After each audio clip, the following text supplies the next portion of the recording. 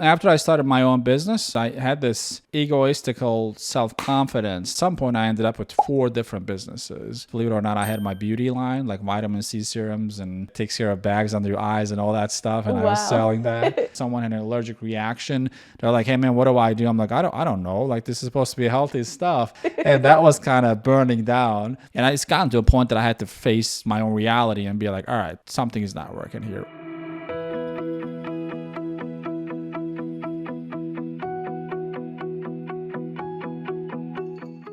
David asked, what is your view on the state of the industry, future regulations, and the economy? Well, it's another loaded question because those are all different things, right? The state of the industry has been a growing industry ever since 2008. Some people might not remember we had a major recession. Many people lost their jobs and they lost their homes and all of that. That in turn caused major restrictions on funding from the national banks.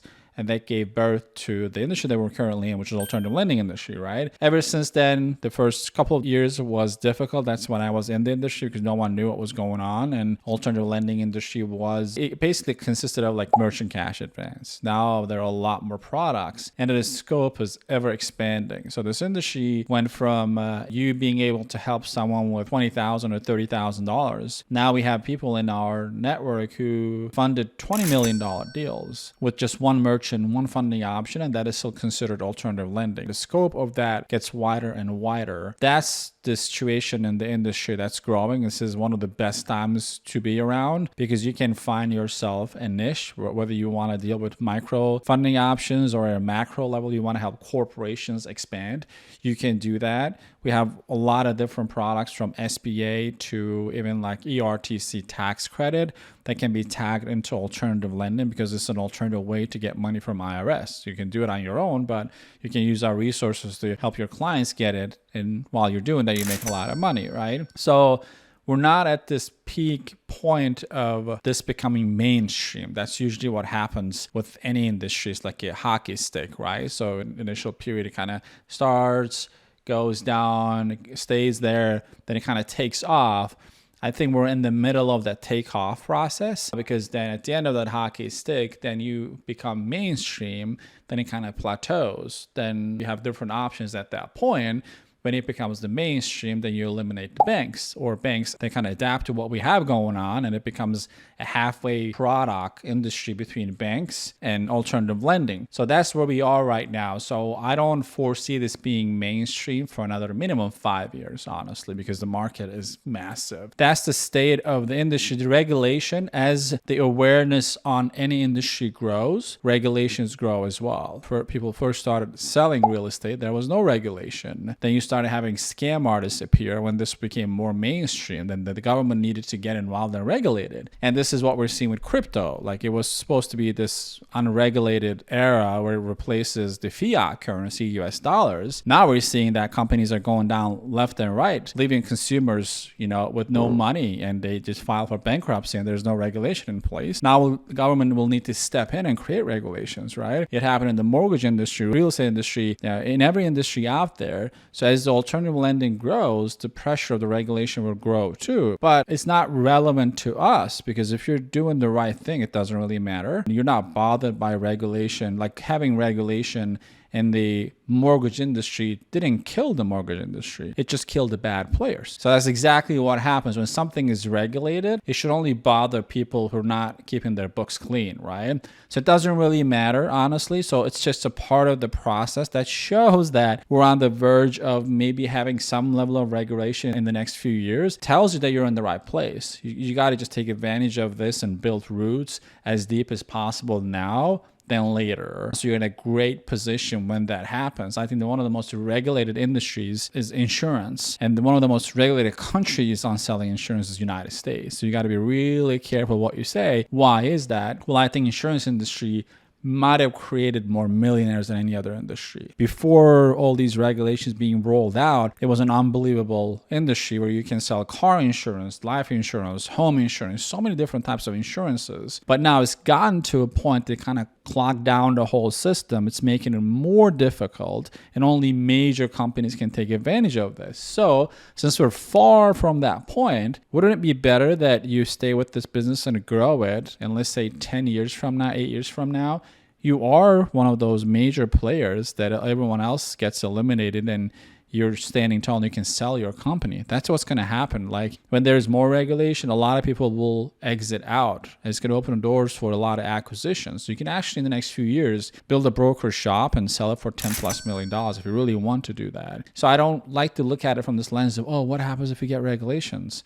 The question is not much really. So the lenders will adjust to it. We will adjust to it. It's another day in business. And that's just how it works. State of the economy. So I think we're officially in a recession. And I touched on this on one of the other videos. That's normal. I know when I say this, people might not like it. Economy follows a cyclical pattern. So you have the recession. If it is not managed, probably it might go down into depression. And then it comes back up. Like when you think about Great Depression, there was a really tough period. But I think America and Fed and everyone else learn a lot from it, and we go into these depressions and come out of it. Like this, it follows a pattern, a cycle. Obviously, pandemic disrupted that. So US has a tendency to go through these recessions every decade. Now we're pushing the 14th year because 2.5 years of that was a pandemic, and there's a residual carryover effect of government printing a lot of money and giving it to people. It kind of delayed the recession a little bit. Now we are in recession. The great thing for us is this industry not only survived, it's been created because of the recession. That's why I say in all of our marketing, there's a recession-proof industry. It's not like a tagline that I came up for marketing purposes. It is actually the reason that this industry exists. Now we're back into recession. What happens is that getting money from the banks for super cheap, whether you're buying a home or a car, is a lot more expensive right now. And an alternative lending industry, not only has gotten more expensive, the funding has been restricted even more through traditional lending. With the alternative lending industry, we're going to have more of the people kind of flowing over to this side. It's going to help us fund more deals. That's just what it is. Like if there's one industry that benefits from recession, it's the alternative lending industry. Why? Because more people need money. More modern entrepreneurs, they want to take advantage of recession. And then this becomes really profitable on the tail end of the recession when a lot of businesses lose revenue, employee, and they will either go out of business and sell themselves. There's this opportunity of these investors who come in and they want to get money from alternative lenders and brokers like you to buy out those businesses. So when I think about the opportunities this brings to the table, yeah, so if you're just starting out, you're probably thinking about your next deal, your second deal, third deal. But if you think of this as an ecosystem of an amazing business, it has ups and downs, but overall it's building this growth pattern, and you are getting into this right at the beginning of a recession. You can ride this out for another 2 years, 2.5 years, however long the recession is supposed to be, still come out to be, honestly, a millionaire. It is very possible to do that. Whether you want to make a few $1,000s a month or build a substantial business like that, you're in the perfect place to do that because more businesses will need you. So those are kind of my general thoughts on what's going on. I know it's a loaded answer, but it was a loaded question with different things that that person was asking for. You can absolutely kind of tie it all in with so much going on within the economy. Sometimes to step back and take a look at some of the patterns, it really is beneficial to kind of dip your feet into the water, get them wet, make sure you know what you're talking about, make sure you kind of know the patterns, the trends, things that have gone on. It's good to be educated and to stay educated. Absolutely. And also I want to bring back something that you mentioned. You and I have been talking for like 2 hours in the kitchen, right? It was supposed to be a light chat and we went on for like 2 hours. You said something interesting. So I'm an entrepreneurial person. I'm revenue, money driven. And I guess you're driven by the peace of mind because you're coming from a background that had been extremely stressful. And you said something that, hey, I get your point, but for me, this is what's important. So can you kind of go through that again? Yeah, absolutely. When it comes to certain things, you have a couple types of people. Some people are motivated by finances and money. A price tag speaks volumes to some people.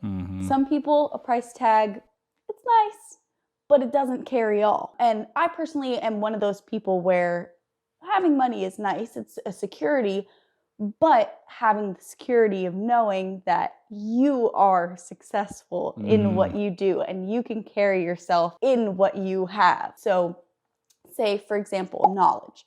Knowledge is something that you can't put a price tag on. Once you learn something, once you have that capability to know that, you can use that in whatever direction that you need to take it. So say if you want to make something and build it big, and you want to build it big in more areas than one, you can cover all of those areas that you want to cover with that validation of you can take yourself there. So going back to our initial point, when you're able to solely strive and succeed off of your satisfaction of how well you do personally, it's quite an amazing feature to what you can accomplish yourself. So the more you're able to allow yourself to feel proud and strong and confident in what you do and let that be a carrying factor in your success, it almost starts to mean more to you. It does start to mean more to you over time than any sort of finance ever could. Yeah, that was impactful, and it now is, since you reiterated it. That's one, I guess, flaw that I have, because I'm so driven financially. Like, the whole setup of Blueprint is to help people do well financially. So that brought a different perspective on what success could mean to different people. I'm of the mindset is that, if you're going to be successful, finance are a major part of that. If it is not there, man, I don't know, like, that's not looking good, because I'm on the extreme side of that, right? Whereas your definition of success is, I guess, contribution, getting better at something, learning more, and being satisfied with the work that you do, and having that peace of mind, right? So, because I believe that in our community we have both types of people. So that's why I wanted people to hear your opinion, because some people might not resonate with my approach, but they might actually say, you know what, that's also being successful. I make reference to that to my wife, because my wife is a stay-at-home mom. She does an amazing job to take care of the kids, and they're homeschooled, and they have a lot of activities. She also takes care of me. I can be a little child just like them too. But sometimes she feels like, I don't work, I don't bring money. I tell her, what you're doing has no price tag. You're kind of taking care of this entire family and making things happen, and you're providing the biggest contribution to how we raise the kids to a standard that we were not held to when we were growing up. So we wanted to expose to different things. So her definition of success is a lot more, I guess, encompassing than my definition: KPIs, the numbers, the marketing, and budget. And that's how she's satisfied. So in certain regards, she's probably more satisfied than most of the people that I know, because she knows that she's doing it. But kind of society pushes you in that direction that you can, especially for a female, your perspective is important, right? It pushes you into a direction that you're only considered successful, either when you're competing against guys, in a corporate environment, or it's measured by what you're buying, what you're wearing, how much you're making. So how you look at things kind of awaken different feelings and thoughts in me that I haven't thought about in a while, to be honest. Yeah, and it's kind of hard to, with all the competitive and the drive and the willingness to want to be successful in today's society, you get lost in all those thoughts, and you kind of forget what it means to be successful to yourself. I like that. Thank you. Thank you. Another question? What has been your biggest failure, and what has become of it? Great question. After I started my own business, I had this egoistical self-confidence, almost like in a narcissistic way, that I'm invincible type of thing. And that led me to do things that I shouldn't have done, such as opening up multiple businesses. At some point, I ended up with 4 different businesses, and they were totally unrelated from each other. One was a marketing agency. One was like an e-commerce business. Believe it or not, I had my beauty line, like vitamin C serums and takes care of bags under your eyes and all that stuff. And I was selling that. And I started a manufacturing company for a family friend who wanted to start that. And I'm like, you want to partner up? You want to do this? Let's go. We actually started a manufacturing business of creating trailers, like actual hook up to the back of your car and kind of go with it, like tiny trailers. We started that one. And one of my best friends, actually my ex-boss who hired me to my first sales job, he approached me one day. He's like, hey man, we would do a great job as like business coaches. I'm like, hell yeah, we would. Why don't we start like a coaching business? I'm like, okay, that'll be great.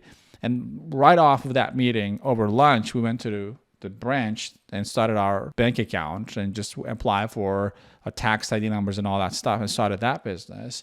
I'm in this spree of just starting any business that I come across. And I thought that was a great thing. And fast forward 6 months, I was putting in 16 hours. Every day I would wake up to like 50, 60 emails and my phone would ring off the hook because I was responsible from that because I'm not a builder. I can't even hold a hammer. But I was like the marketing, the guy behind the scenes, running this operations. The phone calls would be nonstop. My friends started pressuring me, hey man, like we started this business. What are we doing next? Like we got to put together an event. My e-commerce business was failing because, people wanted to have different variations of this beauty line and I didn't have time to put it together, and someone had an allergic reaction. They're like, hey man, what do I do? I'm like, I don't know. Like this is supposed to be healthy stuff. And that was kind of burning down. And marketing agency, we didn't really have a solid offer. We were losing customers because Oz was late to meetings and I was just running on like 2 hours sleep and living off of Red Bulls. And I'm like, okay, I can get through this. This is like what an entrepreneurship is, one of them is going to take off and then we'll do fine. And it's gotten to a point that I had to face my own reality and be like, all right, something is not working here. I'm still like not doubting myself. I have this ego thing, right? I'm doing all the right things. One of them should take off soon, but it's not happening. My wife, she's saying, hey, the last time we had dinner was like, I don't know, like a year ago. Like, will you ever have time for us? I'm like, yeah, that's going to probably end my relationship if I keep going like this. So I hired a mentor and it was supposed to be for business purposes. And we're having our one-on-one calls every 10 days. And he's like, hey man, you don't look good. I'm like, no, I'm doing fine. It's like, no, you don't look good. Like, can we talk about it? I'm like, yeah. It's like, what's going on? I'm like, I have these businesses. I'm just serial entrepreneur, man. Like, this is what's happening. We're killing it here and there. He's like, yeah, let's do this. Why don't you take a legal pad and a pen? Let's just write down all the things that you're doing right now. We're like, all right. So I turned the legal pad sideways and divided up into like 5 columns and put up all the businesses. Like, all right, I want you to put down like how many hours you're spending on each one of them. I put that down. How much like a burn rate do you have? How much do you spend per month? I make a list of that. If any one of them actually end up working, which one would it be? I don't know. They should all work. I made the best decisions. It's like, no, just write it down. Just listen to me, okay? I write it down. And then when I finished it, we all add up, 4 of the 5 businesses were not making money. Wow. 0. And it was like a massive wake-up call. I'm like, wow. But they're going to make money. And it's like, no, they're not. I'm like, no, like we're right there, man. Like I can feel it. He's like, that's the problem. You're running this with your feeling. And you're not feeling well. You're burnt out. You're probably depressed and you don't notice it, right? So you're so behind on everything, right? I'm like, yep. Are you behind on your bills? No, but we'll fix it. But we'll get there. It's like, no, like, are you there? I'm like, yeah, I'm almost there. Yeah, okay, good. You got to face the reality. Like, you're totally failing at this. So you got to make a decision today. Cut out 95% of this. Wow. What is one of them that you actually revert to if you have time and which is going to be profitable? I'm like, well, there's this thing. Like, a couple of people just want to pay me for coaching. It's like, that's interesting. How is that happening? I'm like, I don't know. I just go to places, networking events and all that stuff. And they're like, hey, man, can I just pay you to talk about business? And I took on a couple of them because I was just taking on everyone, right? I wasn't saying no. That was not in my book. He's like, that's interesting. So what's the cost on that? I'm like, nothing. What's the profit? Well, 100%. How much are they paying you? Like $2,000, $3,000? What are you doing for them? I just show up to calls every week and just talk to them. How much time do you spend to prepare for those calls? I'm like, none. They ask the questions and I answer. It's like, oh, okay. So you have $1 million business there. I'm like, nah, it's just a side thing. Like people ask, like, how am I going to find more people? It's like, no. Here's what we're doing. You got to make up your mind now. You're going to cut out all of them, all the things that they don't work. So it was probably one of the most difficult decisions for me because they're all my babies, right? So after that phone call, I called my partner and we parted ways on the trailer business. I called my friend on the coaching business. I told him I'm not doing this anymore. Lost money on the e-commerce thing because you send your products to Amazon and they fulfill that. So you can't pull it back. They're already created.